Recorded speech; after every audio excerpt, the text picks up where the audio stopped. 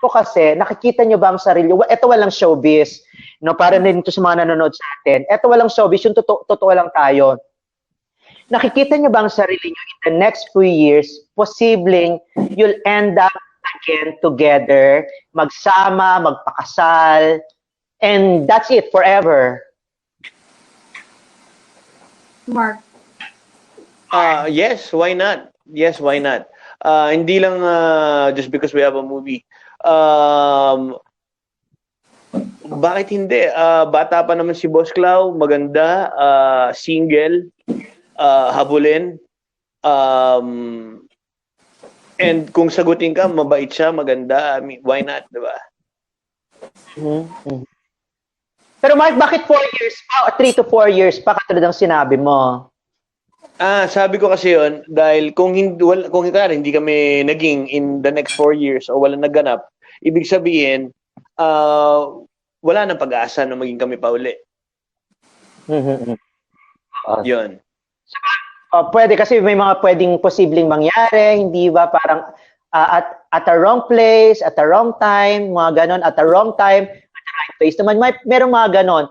Claudine, ikaw naman, dun sa tanong ko na possible ba or something or ano ba, nakikita mo ba yon yung inyo wildest thoughts or imagination, pwede ba? Pwede bang mangyari? Ano po, anything is possible talaga. Kapag, lalo pa ka ni Mark kasi maayos yung relationship namin. Even if hindi namin alam kung paano kami nag-break, we've always had this special love and special respect for each other. So, lalo na ngayon, pag nakilala mo si Mark, talagang parang nag-full circle talaga siya. Kung ano siya before, kung gaano siya kabait dati, mas pa siya ngayon. Hindi mawawala na pwede kang ma-in-love ulit sa kanya. Kaya siguro, it's just that ako, sa part ko, hindi pa talaga ako ready. At saka hindi pa ako annulled. So, I think pagka na-annul na lahat, siguro doon ako magsa-start mag-open ng doors. Boss Okay, Clau, may tanong ako, Ray. Speaking of hindi pa daw annulled si Boss Clau, hindi ba pwedeng biyak na bato na lang gawin natin doon? Yung ginawa sa biyak na bato. Ano yung biyak na ba? Ulitin na lang natin yan, tapos kami na agad. Ano daw?